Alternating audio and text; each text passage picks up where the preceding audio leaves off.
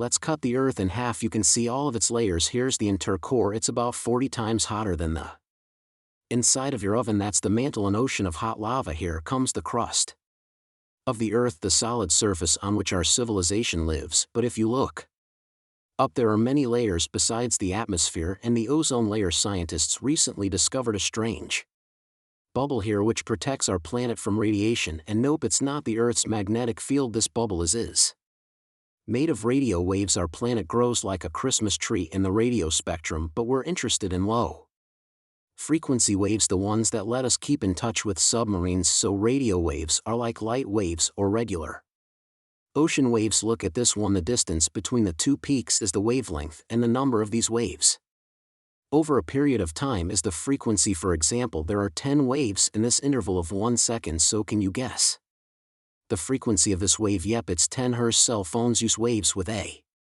frequency of 300 to 3000 ms, so add 6 more zeros to that number. But waves of that frequency don't penetrate barriers. Well, think of how you lose your cell phone connection when you're driving through a tunnel. That's because there's metal inside. It's a conductive material that weakens the radio waves a lot. Salt water is also a kind of conductor, so if the submarine is deep enough, the thick layer of water weakens the signal and we lose communication. To maintain it, we send fewer waves but make them longer in the same amount of time. The frequency of the short waves will be much higher than the frequency of the long waves. That's why they're called very low frequency waves. But as it turns out, these waves travel all over the Earth and even into space. This is where things get interesting. The waves collide with particles of radiation from the sun. We think of the sun as a friendly giant giving us light and heat, but it actually emits a lot of harmful radiation. Each flare or the electrical discharge of material on our home star causes an even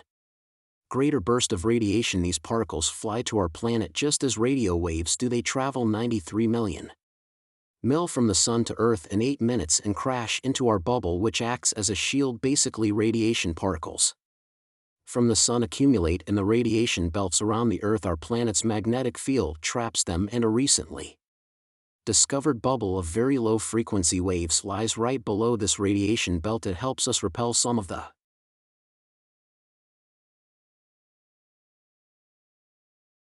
harmful emissions. Analysis of old studies confirmed that the radiation belts used to be much lower and closer to Earth, but when our civilization began to use radio actively, our waves raised that belt higher. No one expected such an effect from simple radio waves, but it'll give us a way to protect astronauts in the future. When you're on Earth, its magnetic field keeps you safe from radiation.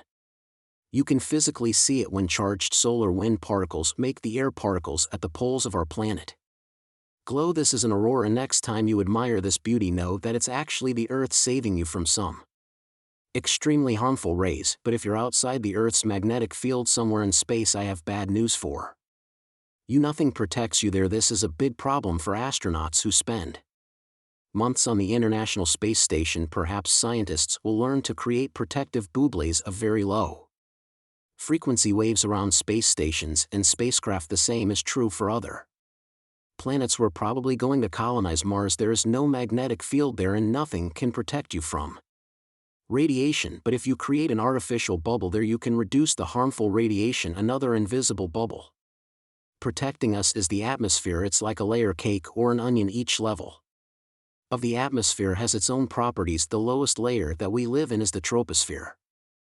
This layer contains 80% of the weight of all the air on the planet. It's also the main place where water vapor lives, and this is where the machine called weather works. The sun sends rays of energy to the Earth. Our planet's surface reflects them and heats the air in the troposphere. This makes it move and change places with the cold air. So all the wind, cyclones, storms, and tornadoes only happen in the troposphere up to about 7.5 m high. That's why commercial planes fly at an altitude of around 6 miles. The wind or other bad weather conditions hardly affect this area, and the air here is not as dense as it is down on Earth. Flying 1 mile above sea level is like moving through a biscuit. It's hard, but at a 6 m altitude, flying feels like moving through light whipped cream. The plane almost feels no resistance, so it's a win-win. They save fuel and keep the passengers, music safe. A couple of significant downsides are that it's very cold and you can't breathe there. It's cold because there are very few air molecules to absorb heat from the ground and transfer it to each other. You wouldn't be able to breathe here for the same reason. That's why planes are equipped with oxygen masks, just in case. Let's go a little. Here, this is the stratosphere. There's even fewer air molecules up here, and that's where the weather probes fly. They're the kind of small balloons with computers people use to predict the weather. This part of the atmosphere also contains the well-known ozone layer. This is our shield against harmful ultraviolet radiation. Ozone is almost the same as oxygen, except it has 3 atoms in it. When harmful ultraviolet rays enter our atmosphere, they crash into the O3 molecule. The ray breaks the molecule into O2 and another oxygen atom. The ray itself is converted into heat. But the ozone regenerates quickly. A single oxygen atom joins the O2 and the ozone molecule is ready to protect us again. It's the invisible shield that protects us from radiation. It gave birth to all life on Earth. As our civilization developed, we started to emit freon gas into the atmosphere. We used to fill our old refrigerators with it. A single chlorine atom would detach from a freon molecule when in the air, and then it would bind a single oxygen atom. Now the ozone can't regenerate like it used to. Fortunately, we banned the use of such harmful gases, and the ozone layer began to regenerate. Scientists expect it to fully recover in the middle of the 21st century. Imagine flying in a spacecraft in a cloud of asteroids at high speed. You dodge one more and then hit the gas pedal to the floor and crash into an asteroid at full speed on purpose. This is exactly what NASA is going to do in the near future. The entire mission will begin at Vandenberg Air Force Base in California on November 24th. Let's follow it's step by step. So the Falcon 9 booster rocket is already on the launch pad. It's as tall as a 22-story building or 11 giraffes, and it can get about 8 tons of cargo into orbit, so you could send a big elephant into space and a supply of food. For it, countdown 3, 2, 1, ignition. Smoke clouds everywhere, and the rocket begins to gain altitude. 9 engines are working at full power to accelerate the rocket. At its peak, it reaches speeds 10 times faster than the speed of sound, and then the rocket engines shut down and the rocket's first stage undocks to return to Earth a couple of seconds later. The second stage receives the ignition command. It turns on its one engine and climbs even higher to orbit.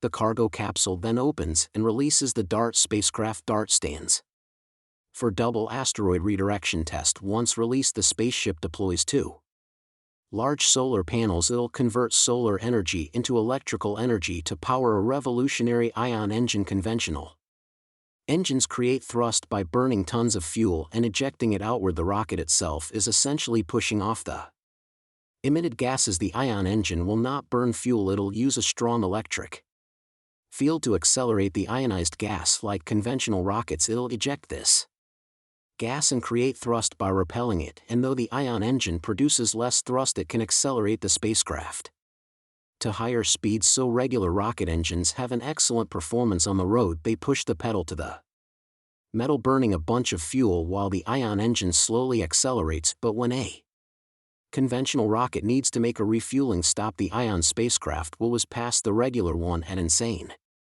speeds. So the DART spacecraft begins its year-long journey. By comparison, a flight to Mars would take about 7 months. Fast forward 1 year ahead and we've arrived.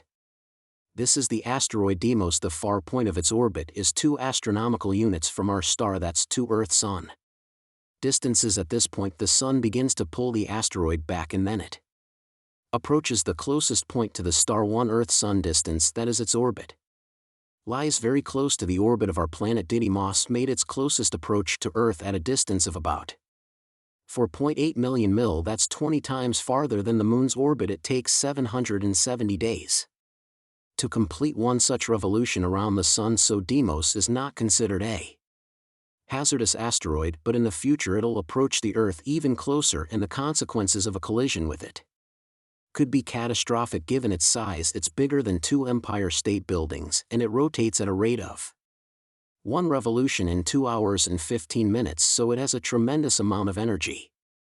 Plus it has an asteroid companion. It's a small pebble 520 feet wide. It's like 12 school buses or 10 train cars. Its orbital period, that is the time it takes the pebble to make a complete circle, Around the asteroid is about 11.9 hours. NASA believes that asteroids up to 80 feet wide are likely to burn up completely in our atmosphere due to friction with the air, so they're not hazardous asteroids.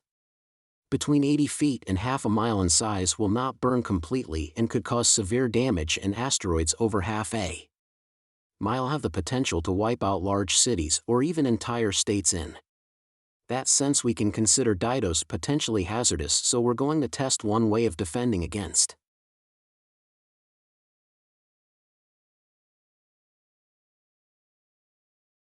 asteroids on a kinetic impact. That's why we sent DART here, so our spacecraft is going to hit an asteroid, only not its main body, but its little companion. DART is already moving toward it at about 4 meters per second. At that speed, a trip from New York to Washington, D.C. would take less than a minute, and a trip across the United States from coast to coast would take about 10 minutes. DART is getting close. 3 seconds to impact. 2-1 bam, the spacecraft crashes into the asteroid at full speed. What are your predictions? Asteroid explodes and is blown to pieces, or asteroid flies off the main body into space like a billiard ball? Well, scientists predict that this collision will reduce the speed of this small asteroid by a fraction of a percent, but it'll still be enough to reduce its orbital period by a few minutes. Then our telescopes on Earth will be able to study the effects of the collision in more detail, and to learn even more, we'll send another spacecraft to Didos on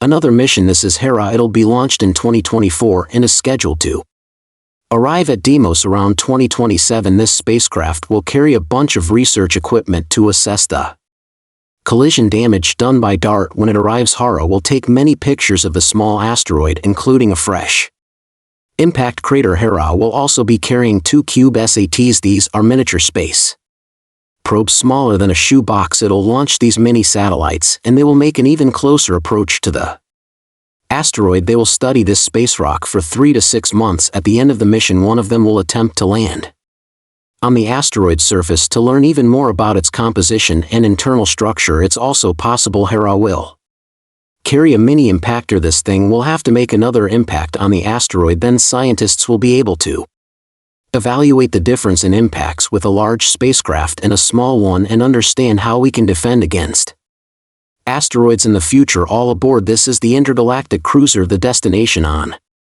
your ticket is a tour of the local group of galaxies featuring the large and small Magellanic galaxies, the Orion Nebula, the In Andromeda and Triangulum galaxies, and a few surprises in between. Tickets. Please be advised you may experience a slight tingling sensation as we rev into hyperspace. The ship and everything in it is going through a dimensional phase change. It's nothing to worry about. The tingling passes quickly now, passengers, as we head toward galactic latitude 180 degrees north. As Terrarians are accustomed to calling it, our first main item of interest will be an intense star-forming region known as M42, the Orion Nebula. But first, a special treat by the captain that's not on the advertised itinerary, the HSE Head Nebula. It's off to the port side that's left for you Wajis. Its designation is M43. The newborn star at the top of the horse's head has a strong solar wind that is deforming the shape of the nebular cloud. Get a good look at it now, because in a few thousand years those gases will be completely blown away by the star-like nebula that made our sun. Yep, long gone except for the nebular gases captured by Jupiter, Saturn, Uranus, and Neptune. Okay, now one of our junior explorers asks a question. What is the M in M42 and M43? Well, young lady, the M stands for Messier. Pronounce Messier, not Messier as in is your room Messier. Then M. Charles Messier, I mean Messier to be precise, was a French astronomer in the 18th century. He published a catalogue of 110 fuzzy objects as seen through an early telescope. The HSE Head Nebula is number 43 on his list. We'll see more M's as we continue our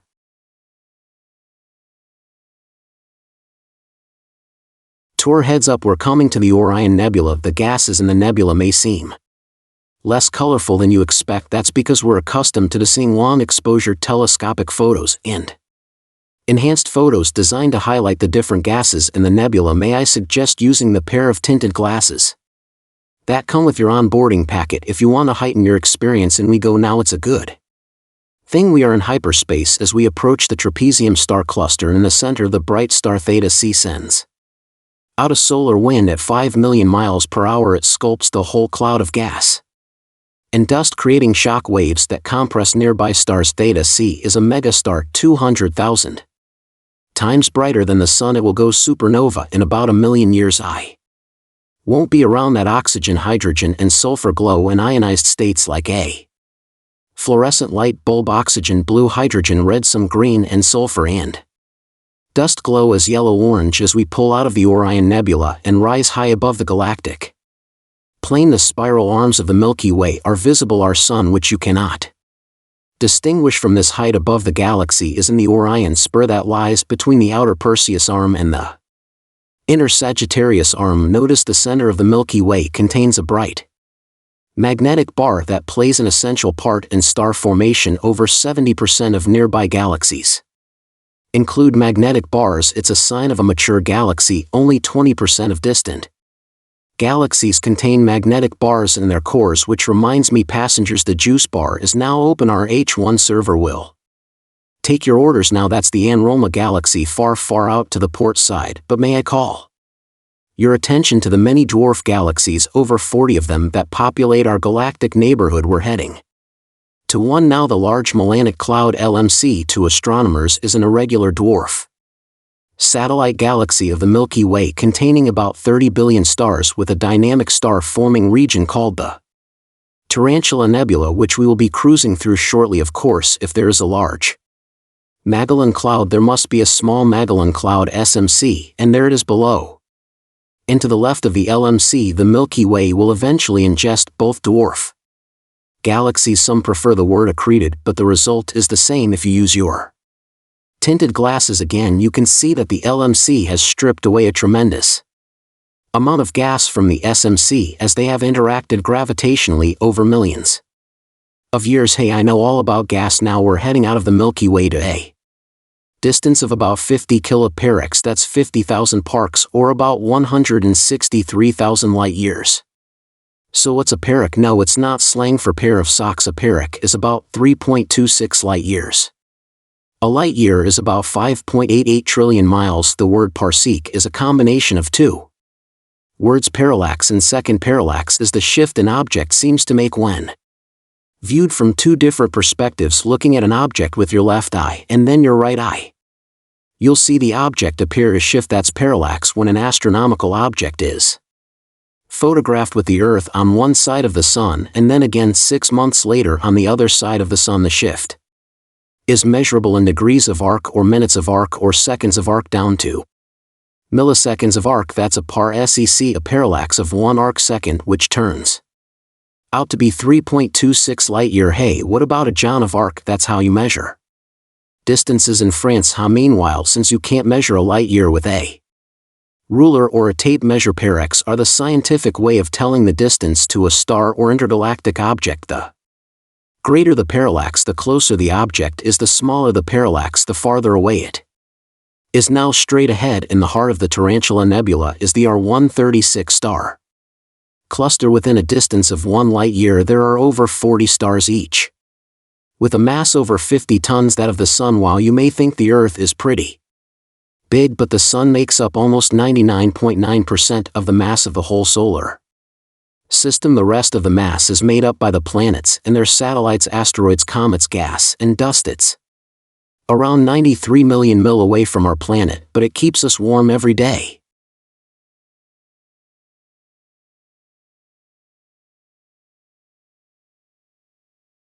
Its temperature is about 10,000 F, but the space surrounding it is still cold as ice. To understand this, we need to distinguish between heat and temperature. Heat is the energy inside some object. Temperature is something that tells us if that object is hot or cold. When the heat is transferred to that object, it makes its temperature go up. When the object is losing heat, the temperature goes down. Heat can be transferred in 3 different ways. The Sun does it through radiation. That means it's releasing heat in the form of light. Your body radiates heat too as infrared waves. That's why thermal imaging cameras will detect that you're in the room even at night. The hotter the object, the more heat it will radiate. The temperature only affects matter. Since space is mostly a vacuum, it doesn't have enough particles for heat to transfer in any other way than through radiation when the heat from the sun gets to an object. The atoms start absorbing energy, but the heat can't transfer since there's no matter in space, those rare atoms. And molecules in space will absorb the heat and they'll simply stay that way. While the cold vacuum will stay cold, there's a lot of matter inside Earth's atmosphere, so the energy of the sun can transfer easily, but if you put an object outside of the Earth's atmosphere in direct sunlight, it would end up heated to 250 degrees Fahrenheit because it's matter made of atoms and molecules. The temperature of the vacuum is 454 degrees Fahrenheit. That means depending on where you are, space can either burn or freeze you. The sun isn't actually yellow. It emits light over a wide range of wavelengths. We can tell both its temperature and color by the peak in its spectrum. For instance, cooler stars will appear red and hotter stars will be blue, with yellow, orange, and white stars in between. When it comes to the sun, the spectrum peaks at a wavelength we'd usually call green, but our eye perceives it differently, so the shade of green in combination with other wavelengths from the spectrum is going to look white to the human eye. We generally see the sun as yellow because our atmosphere scatters blue light more efficiently than the red one during sunrise and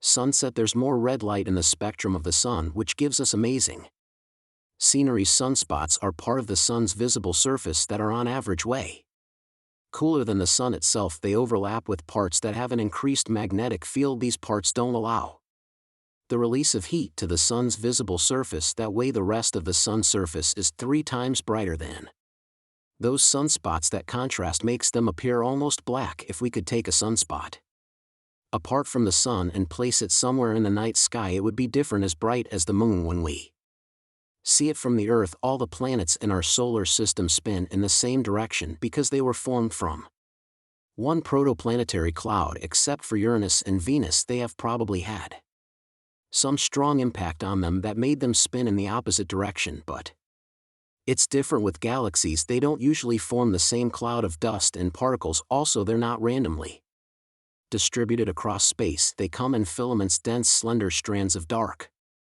matter. And galaxies with voids in between proto-galaxies are linked by gravitational forces in small areas of space. This is probably because of the distribution of dark matter throughout the universe. The matter in the filaments moves in a corkscrew motion and goes towards the densest area, so there might be a common direction galaxies tend to spin, but it's mostly random. There's a possibility we'll see a lunar elevator one day. Yep, a cable anchored to the surface of the moon. It would stretch to 250,000 miles. We wouldn't be able to directly attach it to our planet because both Earth and the moon are moving, but we could keep it terminated high in our planet's orbit. Some researchers believe we could build such an elevator for a few $1 billion. The moon has resources. We could definitely use a rare form of helium found there. Could be of use in fusion power stations on our planet. Also, we could take some other rare elements and use them in smartphones and the rest of electronics. So after around 53 trips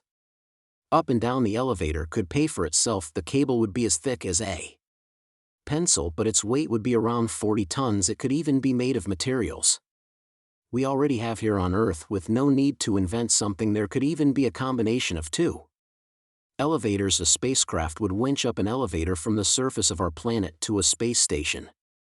Then it would be flung towards the moon. There would be another elevator to finally lower it down to the surface of the moon. That's one small step for man, one giant leap for mankind. Something Neil Armstrong, the first human that set foot on the surface of the moon, said he was there with Buzz Aldrin, spending 2.5 hours on the lunar surface. Preparation for this project took a couple of years, and all the equipment the astronauts carried weighed over 170 pounds. It wasn't easy to land on the moon.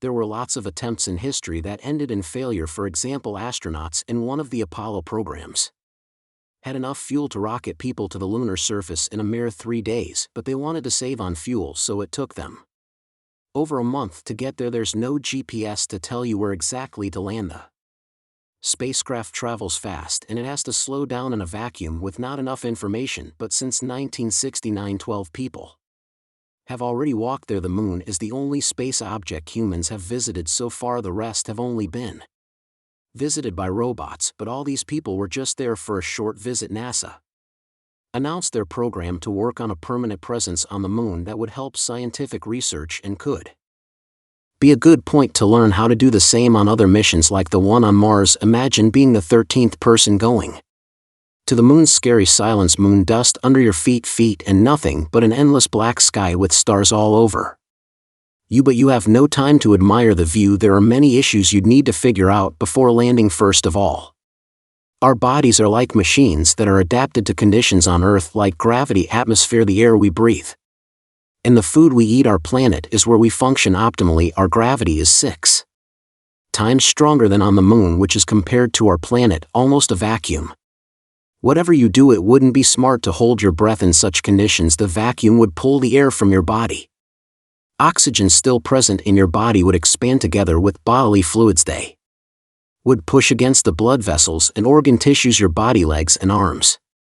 They would all lose their current shape and would bloat like a balloon to twice their normal size. If you stayed like that for a longer time, you wouldn't survive, but you wouldn't explode. Your skin is pretty elastic and it would hold your body together. Liquids that are exposed to your body would evaporate the surface of your eyes and skin. It would all boil. Saliva would literally boil on your tongue, but the blood would still be liquid. The walls of the vessels would protect it from boiling. No atmosphere, no oxygen either. The oxygen that's already in your lungs would quickly be gone and you'd have nothing to breathe in. If your organs stopped getting oxygen, usually delivered to different parts of your body by blood, you'd pass out.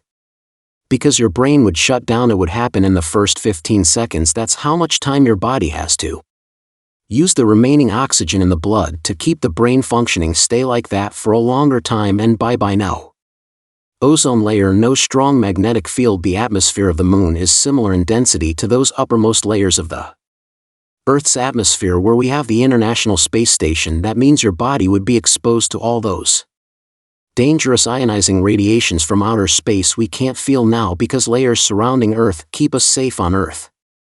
Our muscles and bones are tuned to resist gravitational force. Without gravity, we'd start losing muscles and our bones would become weaker. It's like with the blobfish, a marine creature that looks like the saddest animal on Earth. This fish lives deep down in the ocean. When down there, it looks like most other fish, just slightly scarier, but when it's out in the fresh air, it becomes flat and its entire body looks like some weird sad pudding, all due to differences in pressure. The moon would make you look like a blobfish because of drastic changes in atmospheric pressure. There's no pressure that would hold your body together, while on Earth a column of air presses an approximate mass of 15 to 20 tons on the entire surface of your body. We don't notice this because this air pillar presses the body equally from all sides. There's air inside your body too. Internal pressure is the same as the atmosphere, and on the lunar surface there's no pressure from outside to back it up. It's also really cold up there.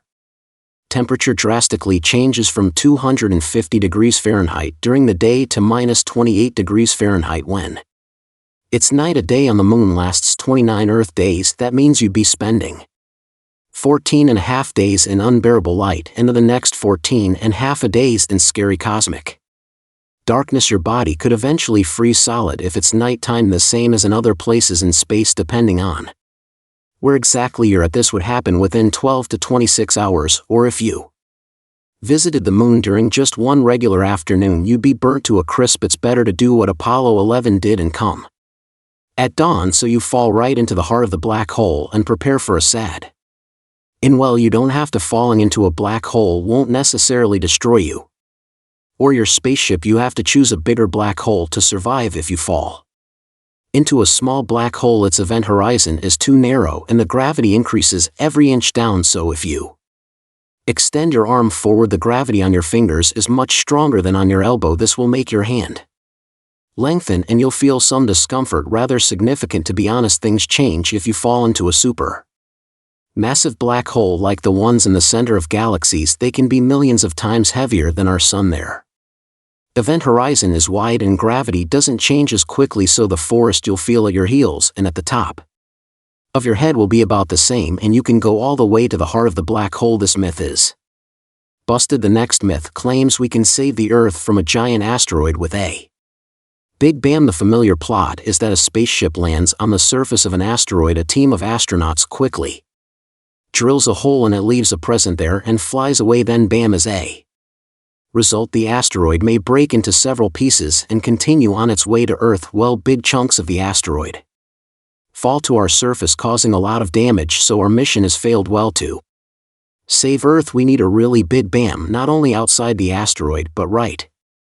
above its surface. When the boom happens, the force of the blast pushes the asteroid slightly downward. Even a slight change in trajectory would be enough to make the asteroid fly past the Earth in the future. Done. Oh, and if you made a big boom on an asteroid, you'd never be able to hear its loud sound. Yeah, we often hear the sound of spaceships in battle in space in the movies, but that's just a myth. Sound is a wave that spreads because of the vibrations of molecules. A person claps a few feet away from you.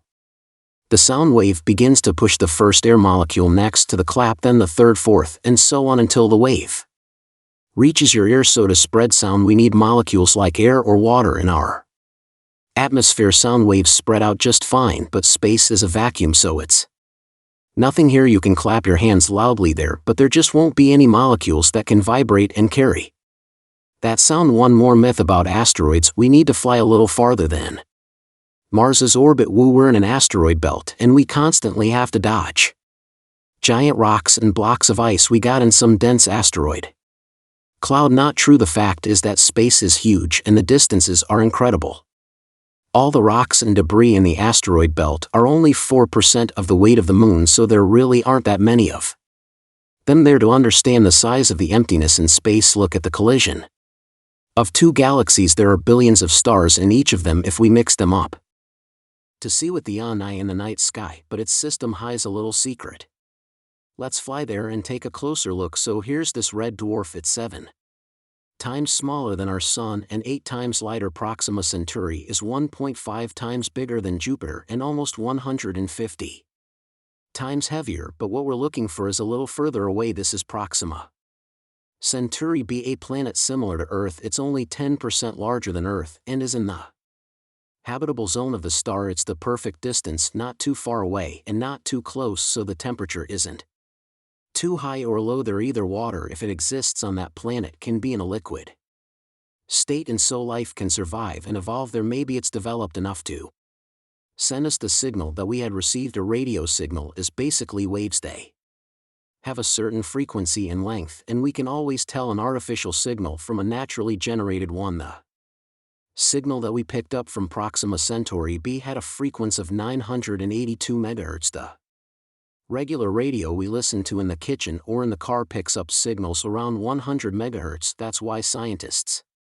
have concluded that the signal was created artificially. Such signals could have a way of communication between the developed worlds. If this is really a message from an outer space civilian, we should be able to decode it. For this, any civilization must use the simplest method of encryption. For example, Earth has already sent a radio signal into space. It was the OSPO message. This message consists of 1,679 digits. It's a rectangle of 23 x 73 squares that has information about our civilization encoded using a binary code. At the top of the rectangle there's a system of numbers that we use. They're marked in white. This purple thing is the key to read the next part of the message.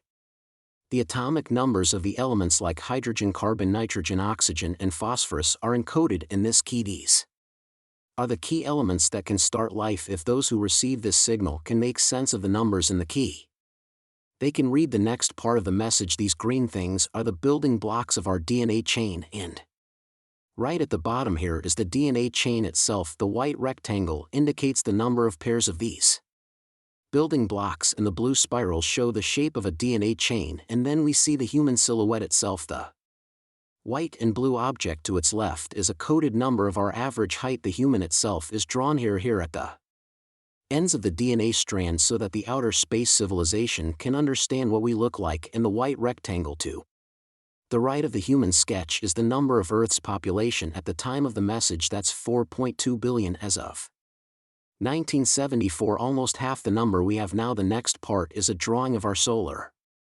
system. The big yellow square is the sun, then come all the planets in our solar system including Pluto. Earth is shifted up a bit here so that outer space civilization can understand where this message is coming from. In the last Drawing is the observatory from which this message had been sent into space. This signal is now on its way to the M13 star cluster 25,000 light-years away from Earth, so it won't get there for another 25,000 years, and will need another 25 to get a response if there's really someone on the other side who can receive the signal. If the signal from Proxima Centauri is also a message, we'll need time to decode it, so let's fire up our superpower-powered computing machine and wait for the result. But this isn't the first mystery signal we've ever picked up on Earth. Scientists recorded an unusual wow signal in 1977. They supposed it came from somewhere in the constellation of Sagittarius. The telescope was picking up the unknown signal for an impressive 72 seconds later. A scientist who looked at the print out of the signal concluded that the signal was artificial. He wrote "wow" on the printout as his reaction. The following observations and studies couldn't catch the signal again. Some theories said that this signal came from a celestial spaceship flying by. It had flown away and we could no longer detect the signal, but most likely this signal was created on Earth. It was directed upward but reflected off an object at a high altitude. It could have been an airplane, a satellite, or space debris orbiting our planet. Then the signal was picked up by the telescope, and because it was human-made, all of its characteristics like wavelength and frequency could have confused scientists. That's it for today. So hey, if you pacified your curiosity, then give the video a like and share it with your friends. Or if you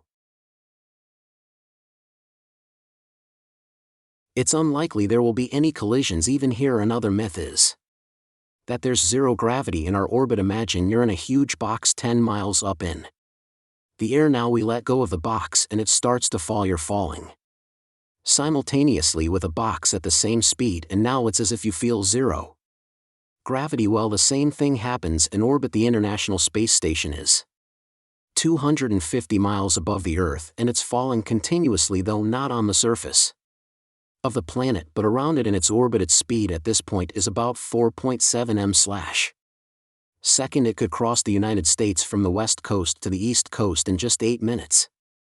So the astronauts there are experiencing the same thing. They're just falling with the ISS at that speed. Now let's look at the moon. It always looks at us with one side. This means the moon has a dark side and the sun's rays never get there. Well, that's a myth. The whole point is that the moon is gravitationally locked to the Earth. There are days and nights there too. It's just that this rotation is perfectly aligned with the rotation of the Earth, so whenever you look at the moon you only see one side, although there are days when the sun shines there too. So it's not the dark side, it's the far side. And we even have pictures of this place, and there's one of the biggest craters in our entire solar system, the South Pole Ain Basin. It's as wide as 2 states of Texas. One myth that turned out to be untrue is that people have never actually been on the moon. This is the worst facet of the first astronauts who were there. Look at the sole of the shoe. Some people claim there's no way they could have left footprints like this there. Actually, they could. On the moon, the astronauts wore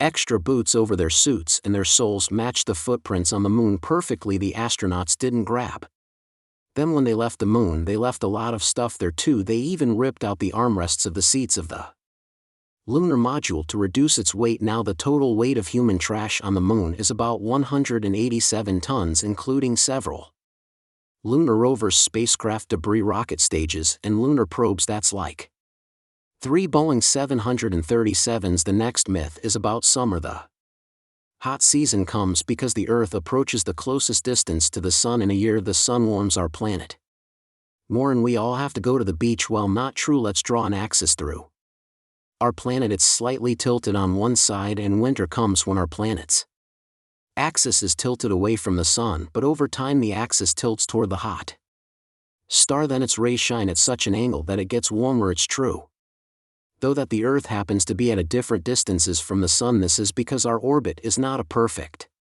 circle but slightly flattened an ellipse. Normally we think of the distance to our star is about 93.3 million miles, but that distance may be longer or shorter than 3 million miles depending on which point in our orbit we pass. Another myth about the sun is that it's yellow. Well, let's send you into space for this one.